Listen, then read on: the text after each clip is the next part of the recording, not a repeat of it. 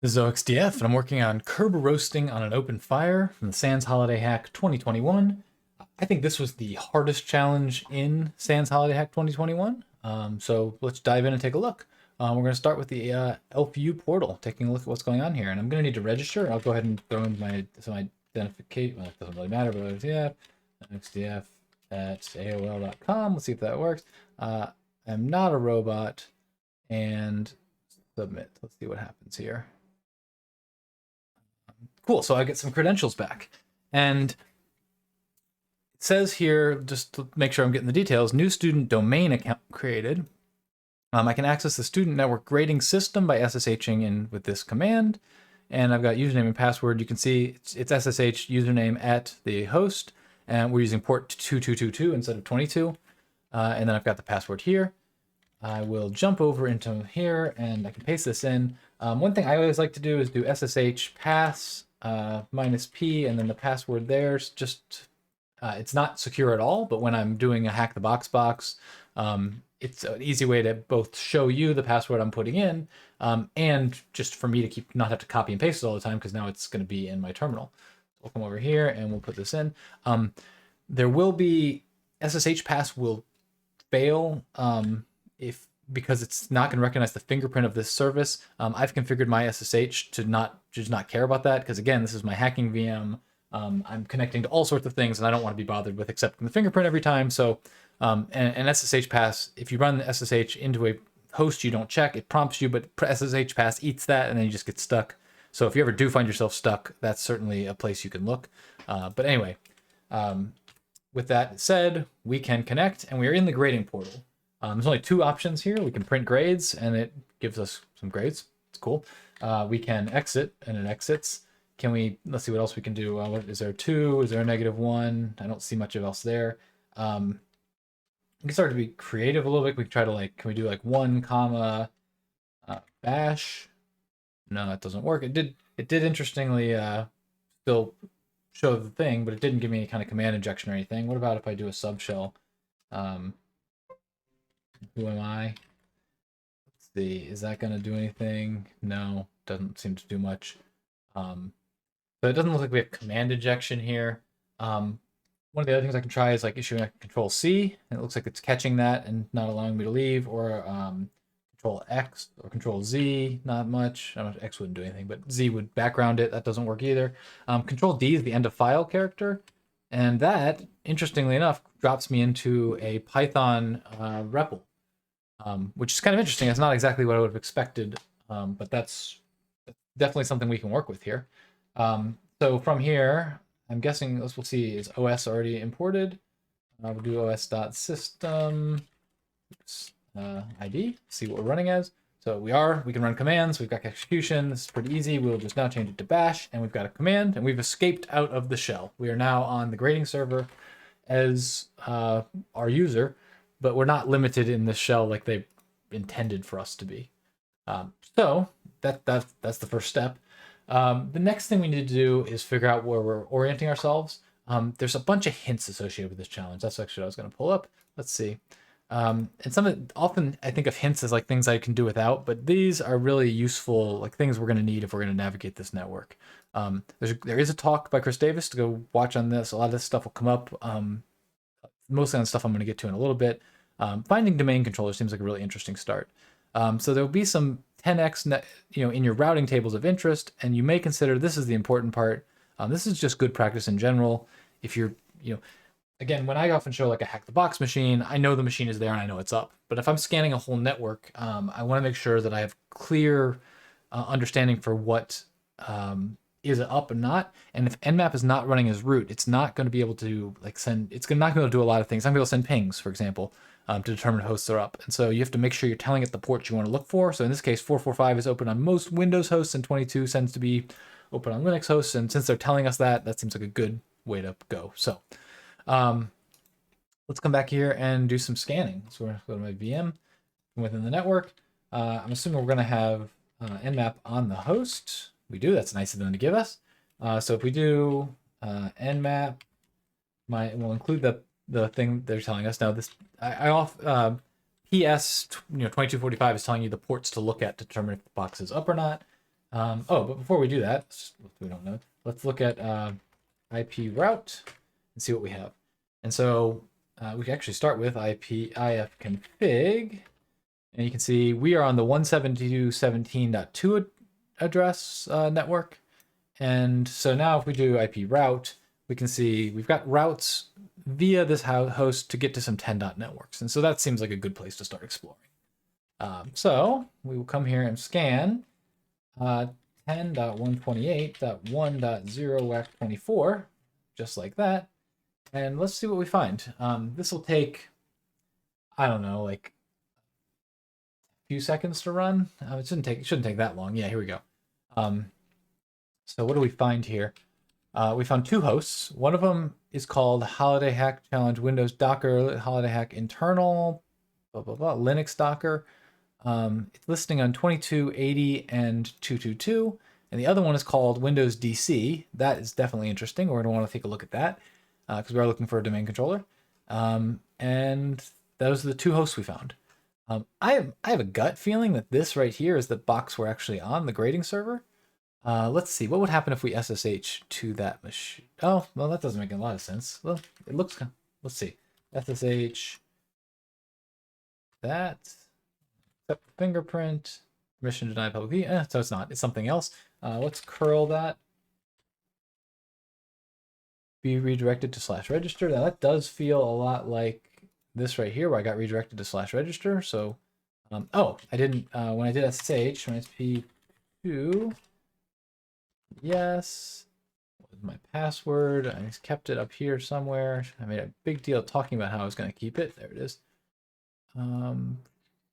Copy, paste, and in the grading server. So exit. So that is a copy of the grading server. I'm not sure if it's a different copy or how the routing's working, but it's not where I am. It's not. So it's not. It's probably less of interest. I'm much more interested in this domain controller, which was at 10.128 1.53. So let's do a more detailed scan on that. Let's start with just the basic. Well, let's see. Let's do all ports. Min rate. See how fast this is. 10,000. Paste that in and see what we get. And while that runs, let's. Oh, and we got to do minus PN will get us past the. I could do PS and then give the ports again, but I'm just going to say PN just says skip the is it up check and scan it anyway, because I know it's up. I've already found it. And let's go back up here and look and see what we had. We do have DNS, we have Kerberos, we have the various between 445 is blanking on this. 445 is the SMB, and then you have the basic NetBIOS stuff here with 135, 139. LDAP is open. 464, 593. Some more LDAP stuff. This is looking very much like a Windows domain controller, just given the ports. Obviously, the name kind of confirms that. I also do have 3389 open, which means I can do WinRM sessions to it, which will be really nice. Let's see if we come back down here and found we are back here. Anything else we want to look at? No, that looks fine. We found all the ports we were looking for before. We'll do an nmap minus pn minus scv, and then we can do, what was that host number? There we go. Run that again. This could take a minute, so I'm actually going to pause the video and let this run, and I'll be back in just a second. Okay, that came back after quite a few minutes, but let's see. So now we have nmap of this host. In case I didn't say it out loud, this is running with version identification and safe scripts. And so it looks like we have, let's see, anything interesting here. It's just running terminal services. So we do have a domain. So the host name is dco1 or dco1.elfu.local. So we're going to pay attention to the elfu.local domain. That's certainly interesting. The rest of that is okay. That's fine. So we're good. So we're good. Might be worth vim notes. Do I still have them? No. Let's see. Vim. So we have what was it? What was that IP? Let's grab that. Do that. grab that and move to our notes and say this. dco1.lu.local. lu.local is the domain. Just have that so we can remember it.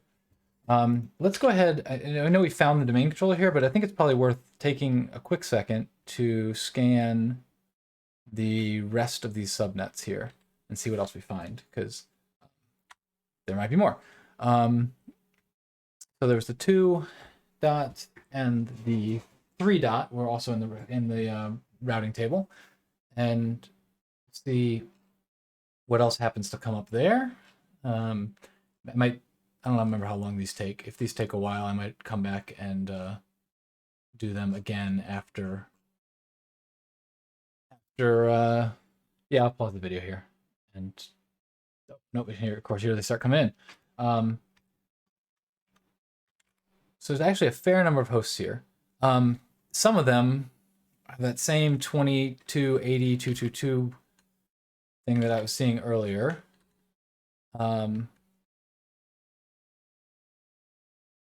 that's interesting. A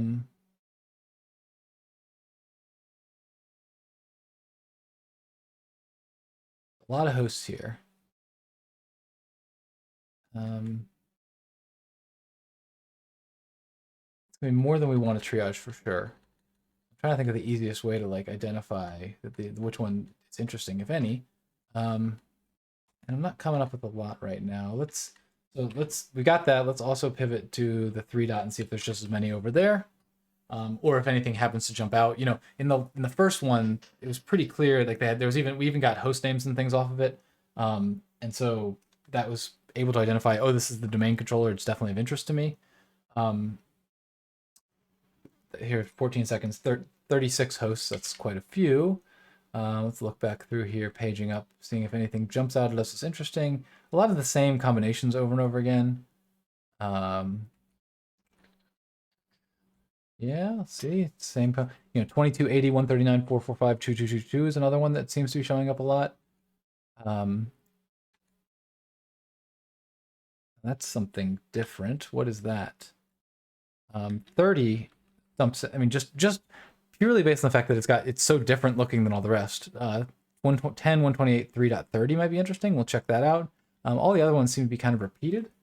So let's check out 3.30 with a script scan. And let that run, and I'll go ahead and pause the video here so you don't have to sit through and wait. Okay, and that's back. Took about a minute to run. These are the 2 hosts that I'm going to be interested here. This is actually, interestingly enough, running Debian, but it is also clearly running SMB. There's a Samba share going on the work group LFU. So it looks like it's domain. It's a part of the domain. You can see here it's got LDAP shows that the host name is shares30 LFU.local. So the shares are definitely interesting there. Or the Samba is definitely interesting. So we can do a little bit more enumeration on this. We can do an SMB client. Is that on the host? It is. Okay, so we can do -L 10 128.3.30, and that should list shares. We need to know our password, which we can get. Let's go just grab it from the web page. See if we have any access. So the reason that this is interesting to me right away is there are shares here. The research department, if we look back at the prompt for this challenge here, are we even logged in still? We are, good. Objectives, Kerberoasting on OpenFire. We are trying to obtain the secret SLAY research document from a host on the Elf University domain. So we're looking for a research department thing, and here we have the research department share. And so I want to get to that, right? So we can try right away, see if we can make any progress. Research dep, and enter my password again, and we get access denied. So I don't have access to this yet. That makes sense. But at least we have some idea of now where we might be going. We can check and see if we have access to this other one. And pasted it twice. The LFU service share. And I just copied my password, so I got to go re-grab it. Close that, copy there, paste, and still access denied. So we don't have access to that yet. We're going to have to figure out how to get access to these shares. So what we do have is a domain account, because we know we were told it was a domain account, and we know that we have a domain controller we can talk to. And we have the whole huge hint here that we have Kerberoasting going on. And so Kerberoasting is basically a way where we can authenticate to the domain to try to say we want to authenticate to some service or as some service, or we want to authenticate some service, and the domain will send us back a hash that proves that it has it knows the password. And for us, then if we were actually authenticating it, we would say, oh, okay, yeah, I know this password, I can decrypt this, and it works fine. But what we can do with that hash, not knowing the password, is try to crack it and put it into Hashcat. And so the way we run Kerberoasting, I probably described that pretty poorly, but Tim Medine's original Kerberoasting talk is worth a watch if you're not familiar with it. The way we practically do it is this script from Impacket get user spns.py. We'll give it the request flag. We need to give it the DC IP, which in this case is 10.128.1.53, and then we need to authenticate ourselves here. So we're going to say we're going to give the domain elfu.local / and then we need our name, which is this mess of a string, and then the password, which we'll put in here, which we will get from the website again. Copy, paste, like that. And when we run this, we get back something.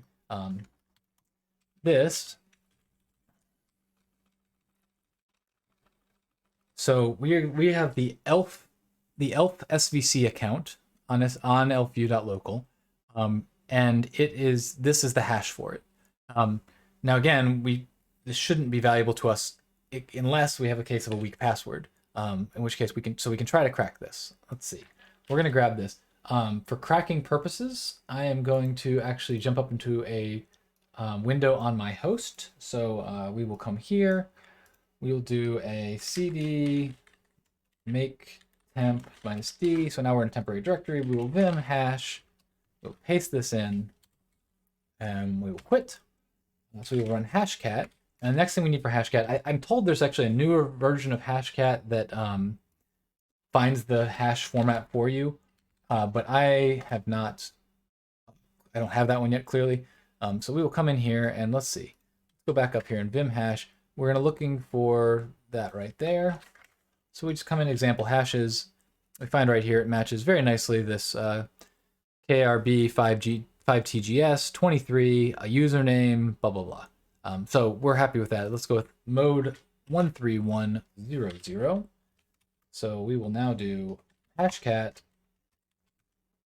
mode 13100 on hash, and we will use okay. So normally especially like I'm very used to doing hack the box stuff. I would just do rockq.txt is where I want to go. But we had a whole bunch of hints that we should probably pay attention to.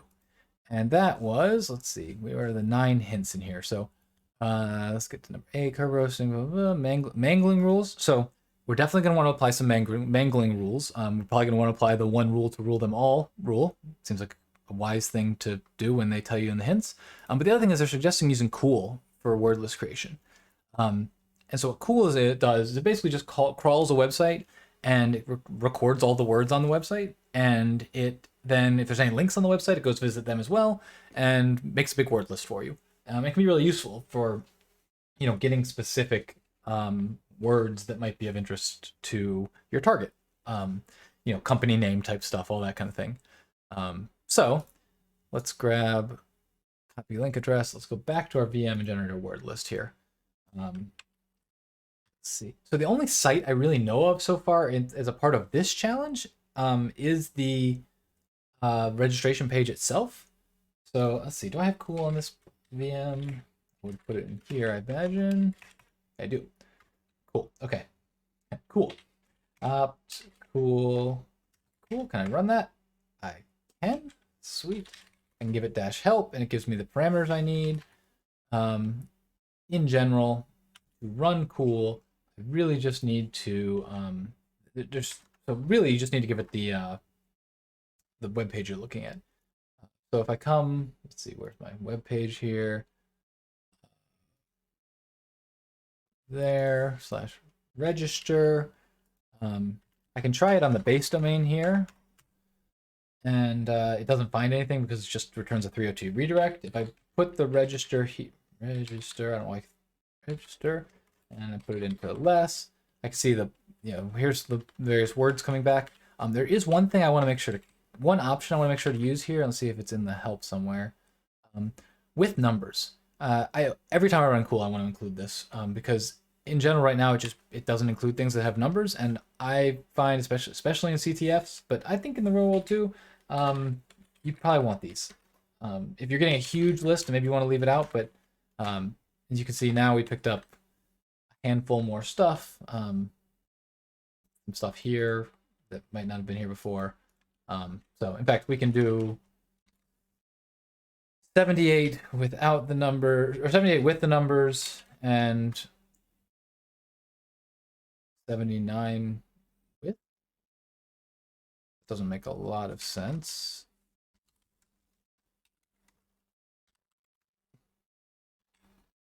That's not 79 lines. Huh. Let's try this. Word list 1. Word list 2. Word count -L. Word list star 79. Vim word list 1.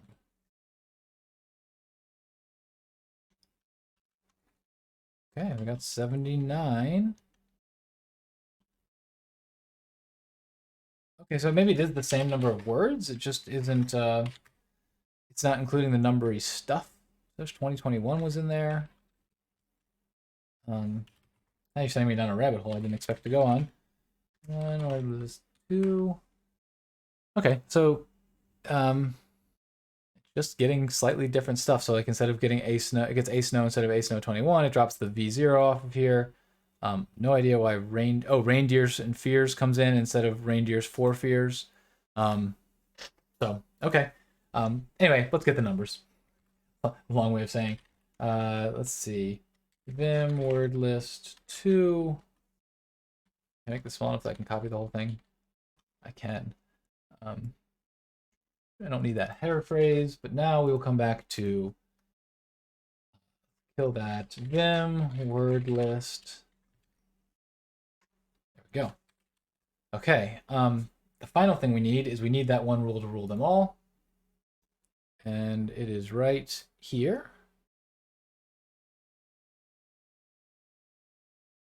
Okay. Grab it. Copy them one rule dot rule. I don't know if that's really what the extension typically is, but RULE. I tried to paste it. Oh yeah, there we go. Okay.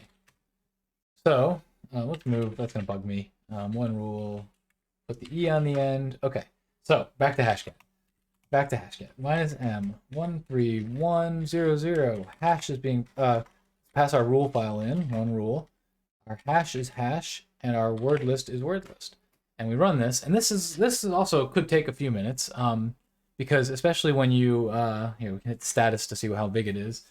Make this a little bigger. So we're running right now. Even though our word list was only 79 long, we are trying. Ooh, did we solve? Did we just crack it? Even though our word list is that small, we're trying 4 million different words. So it could take a minute. Status is there. So again, I'm gonna just go ahead and pause this video for a second. Let this finish out. All right, it's back, and it did crack. Snow 2021 exclamation point. So we now have the password for the Elfview SVC account and on the domain. So this is cool. Let's make this bigger again. We can quit out of here. Let's actually make sure we write that down. I mean, Here we go. So ELFU SVC no 2021 bang. Okay. So where are we here? We're back. Go back in here. Back on the server. My first gut when I was doing this originally was to now try to get a session on the domain controller. I can't do it. There was WinRM. I was hoping I could connect there. I was not able to. But the next thing is we did have that share we found on the 30 share server that was named. Let's see if we can find it. Right here. It was named ELFU service share. And that feels like something we should be able to check out. So let's go back here and do ELFU service share. And we'll do -u, and we can do elfu.local / elfu svc, and the password was SNOW 2021 bang, and we are in, and there's a bunch of stuff here. And there's all these PowerShell scripts. And so what I'm actually going to do is I'm going to get out of here. I'm going to make a directory called scripts. I'm going to cd into scripts. I'm going to reconnect. And that's SNOW 2021 bang. Let me just try something. I think I can put this on the end here. SNOW 2021 bang, like that. Yeah, that works. Okay, sweet. So now I've got my password in the command line. Again, very not secure, but useful when you're trying to hack and record what you're doing. So we do here, if we do prompt off, we can do recurse. I don't think it matters here, but we recurse on mget star. We pulled all that down, and now we have all these scripts here.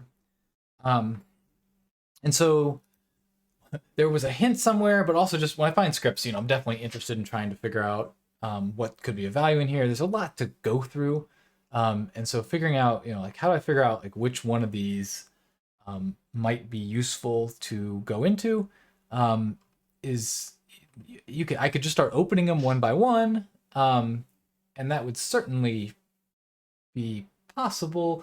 But what are the things I care about here? Well, I care about the domain for sure. So the first thing I actually thought of, and I guess I got pretty lucky here because it worked, but I'm going to do a grep in case insensitive for elfu, if I can spell elfu, .local, on all these files. And interestingly enough, there's only one. In fact, if I just do elfu, there's only one. Now, I think in the real world, I wouldn't be as lucky as this, but because I'm most likely a lot of these scripts would have to do with interacting with things, but maybe a lot of these things would have passwords and stuff in them too. So definitely interested in this get process info. Get process info. And it's a pretty simple script. It's got a secure string password. It converts it to a secure string using this key. It then creates a credential object, and then it runs on the domain controller the get process command. So that's pretty nice. We can take basically all of this right here and copy that, get out of here, and let's actually drop, is PowerShell in this box? It is, so I can actually drop into PowerShell here. This is super neat. And I can just paste all of that in. And now I've got this acred object. And now I don't want to do what they did, which is to run that one command. I want to do a enter ps session computer dco1. I think that'll work. And credential acred. Oh, and I need what was it? There was one more thing in there. Shoot, we're going to drop out and have to go do that all again, but let's see. Vim get process info. We need the authentication negotiate is an important part here. So actually, let's do this. We'll grab all of this back into PowerShell, paste it all in. It runs everything up to the last line, which we then want to edit a little bit like this. And there we go. This should work. Enter ps session. Yeah, looks good. Credential, computer name, authentication, negotiate. I think that'll work. We might need to set, yeah, that worked. Sweet. So we are in as remote elf here on the DC. So that is cool. Now anything, and in fact, I could have done this earlier. Anytime I can get any kind of authenticated account on a domain controller, I'm going to want to try to run Bloodhound. And this is encouraged even more by the fact that, you know, the talk about this is all about using Bloodhound and trying to abuse things. The challenge I'm going to have here is I don't have a good way to get scripts onto this box. I tried this all the first time. I couldn't figure out a way to connect back to my host. I couldn't, you know, there's probably an outbound firewall blocking it. And I was really kind of stuck there. What I actually decided to do was, and this is a good chance to go all the way back up to the top here and grab, it's longer than I expected. I was going to just grab my SSH connection again and get a new shell on the host. Grab that. There. And what I really should do while I'm here, Control D, os.system bash. One thing I can do here is change shell. I need my password, which was right here.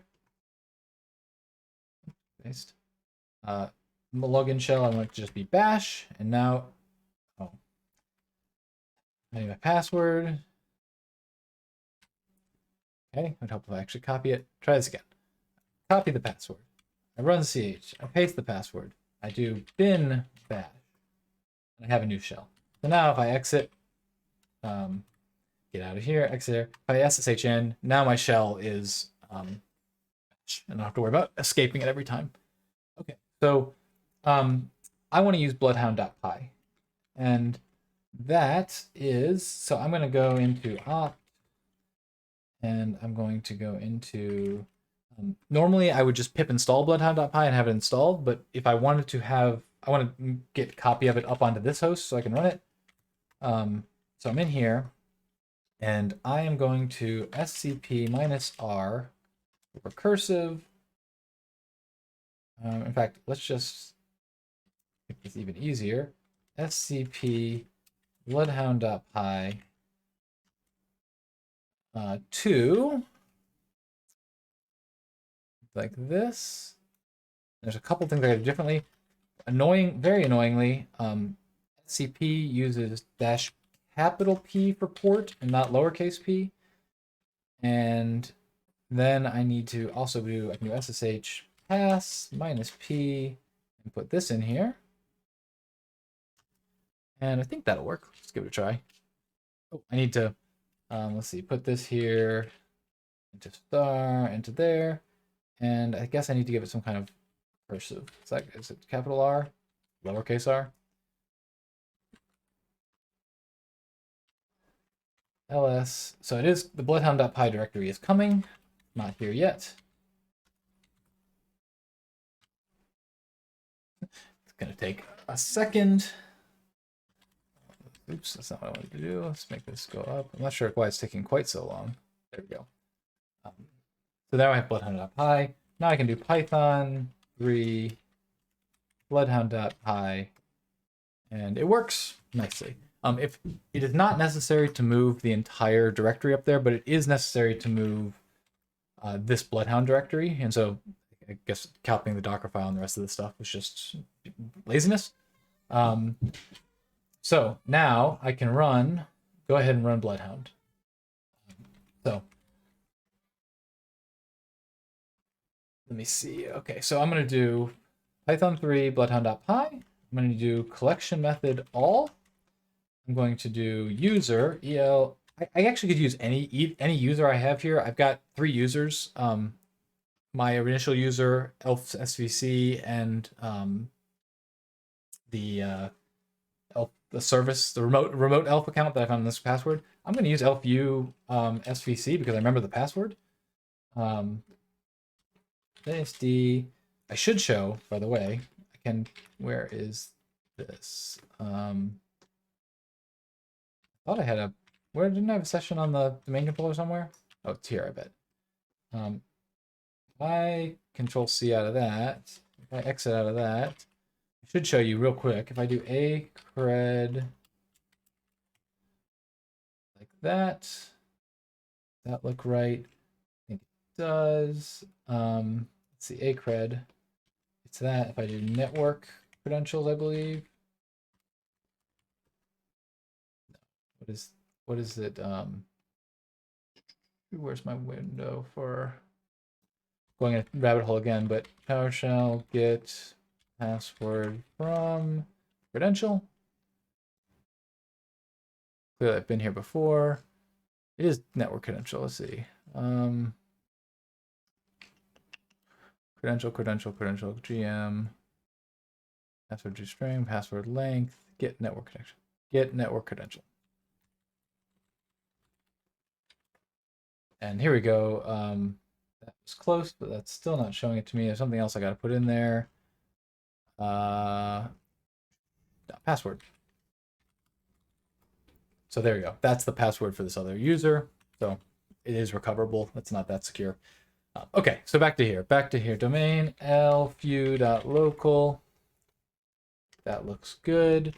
And what else do I need? -p.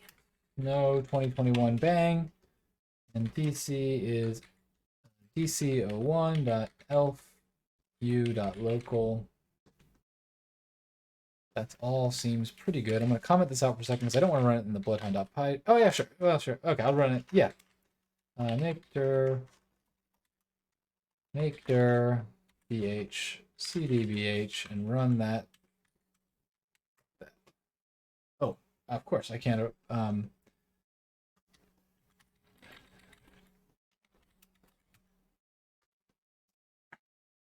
So cool, we're finding stuff. And now I can come down here and I can run the same thing. And this time I'm going to copy. Don't need the recursive. I do need the port. I'm going to copy this /bh. I do need the recursive to, what was my directory I was working out of for so long? Open fire. Of course. We'll get that back. And I actually, let's see, do I have,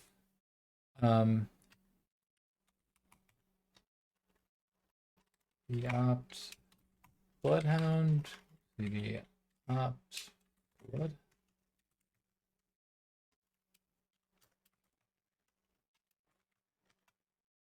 Bloodhound Linux, there we go. Let's run Bloodhound. If you haven't installed this before, you'll have to install Bloodhound. It's not too hard, but you have to install Neo4j and set that up as well. I will come up here and under database info, clear my database because I'm going to start from scratch. Absolutely sure I want to clear it. Yes. And then I will upload data. I'll come here to OpenFire BH and grab all 4 of these JSON files. Click open. They're slowly loading in here. And once they're done, I can start to look. So I have 3 accounts so far. I don't, my user account's probably not too useful. So I will start with elfu_svc. That looks good. I will mark this as owned. I will then also do remote help because I've got their password and I'll mark them as owned. And then I'll come over here. The other thing I can start to think about is I know I'm looking for research department. I'm going to mark that as a high value target. So now I can come over here and start to do some interesting things. So like, what can I find shortest path from Kerberoasting users is always an interesting one. I'm already kind of there, but you know, what can I do? Nothing really interesting from there. Oh, I should go back. So if I go to Remote Elf, which is my most recent acquisition. Ooh, I don't know why I got, oh, okay. And click on this one. The first thing I always check here is outbound control. Group memberships, execution rights, outbound control. And I have first degree object control over one other thing. I have right DACL on what happens to be my research department. So that is pretty awesome. Right, you know, if I don't know what right DACL is, I can click on this, right click on this. Let's see if I can get it. Right click on it. Nope. Right. Getting it's hard. Right click on it and go to help. And you can see abuse info.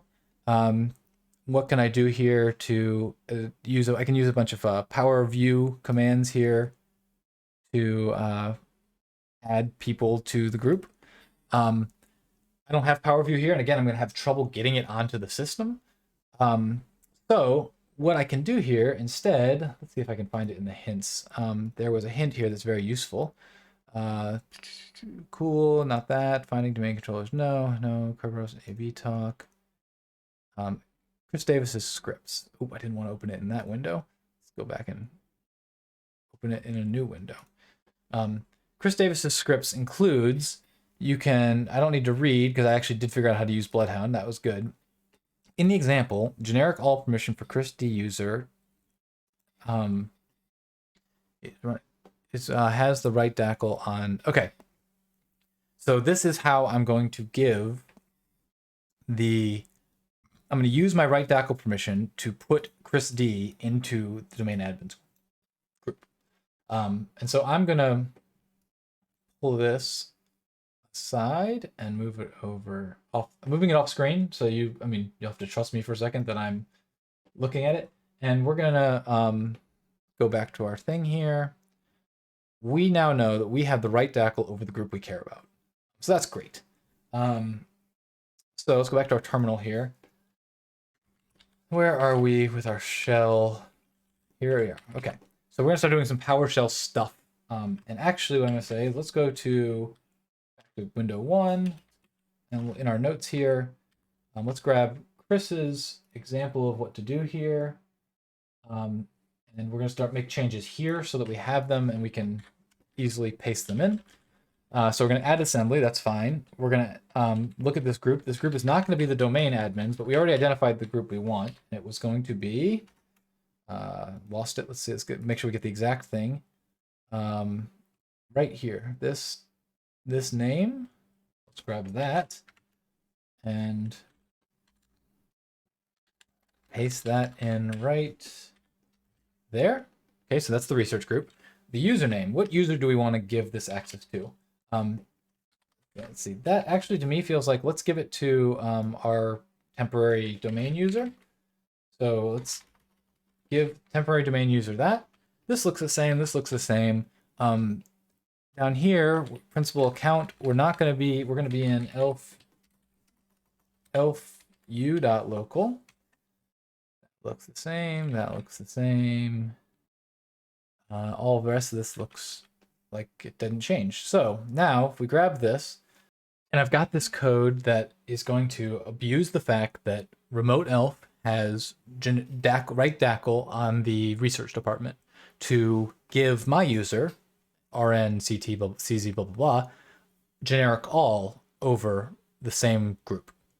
So let's actually, rather than grabbing it all, let's do a little piece by piece here. So we'll grab this, come back over here to our session where we're on the domain controller. We'll paste this stuff in.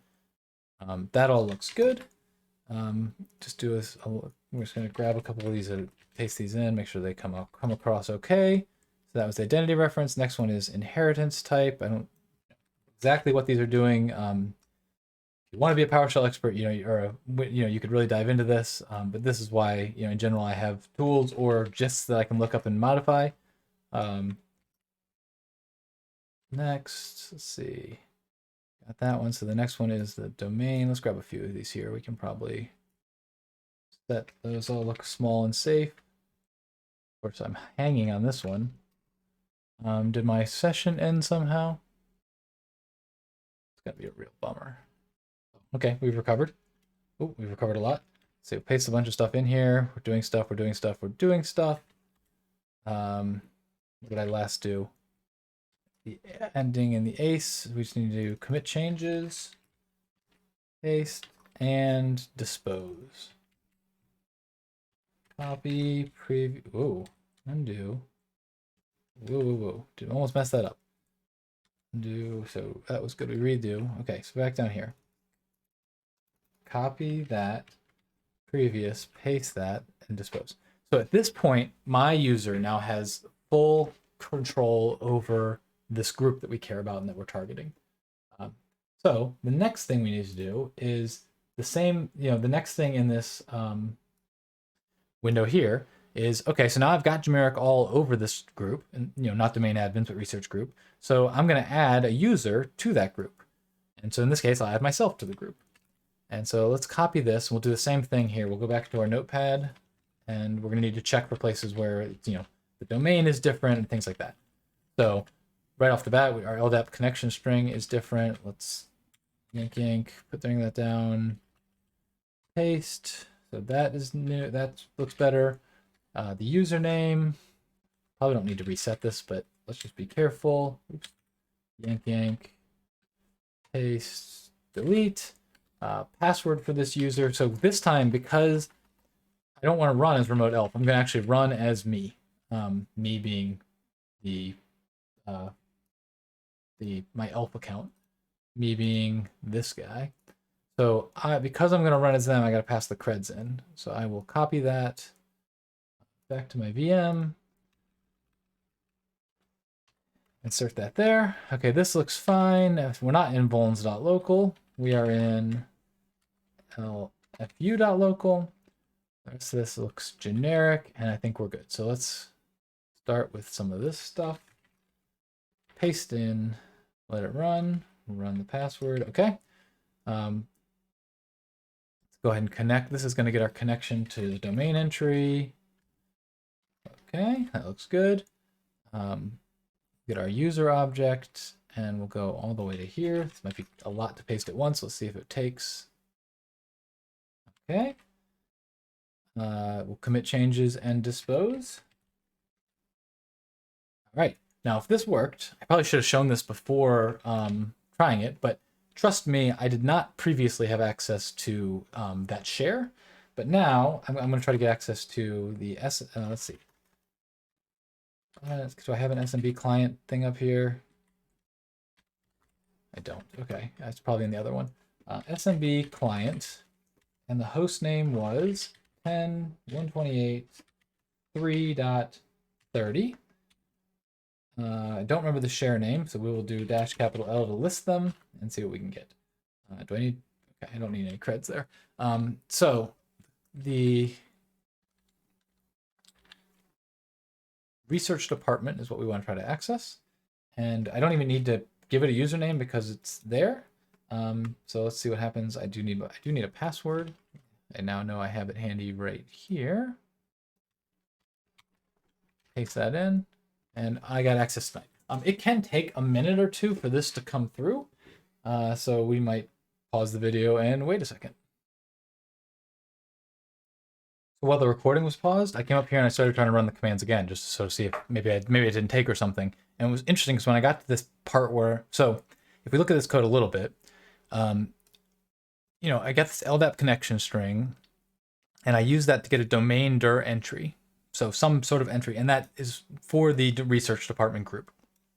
I then come in here and create a user object, and I get the user. I do a bunch of converting around to get it to this hex SID format, and then I add that user to the domain dir entry. The first time I did it, it just worked, but this time I did it and actually said, oh, you can't add it. That object already exists. It's there. So that was a pretty good hint to me. I just need to wait a little bit longer. You can see I got a little impatient and tried a few times. Eventually I tried here and it just connected, which is what I want to see. So you didn't get to see the excitement of me actually connecting it successfully, but it was there. You have to trust me. And in there is Santa's secret to blah, blah, blah. So I will get that. I will drop out here, and then I will SCP that back to myself. I'm in the Bloodhound directory for some reason, but that's fine. We'll grab this, and we will put it into OpenFire. And we can now go to OpenFire, and we can Firefox Santa's wonderful PDF, blah, blah, blah. And the question for this challenge was, I believe, what is the, let's solve it. We've come this far. Objectives, Kerberoasting, start by, let's see, what is the first secret ingredient that Santa urges the elves and reindeer to take? And we're back in here. Here's the secret ingredients. The first one is kindness. So we're back in here with kindness, and we submit and we succeed. By far the hardest challenge we'd had to deal with this year, but lots of really interesting stuff, moving through a Windows domain, seeing how we can abuse the Windows permissions to get access to a Samba Linux file share and read secrets off of it. So this has been a long video. Thanks for sticking around till the end, and we'll talk to you next time.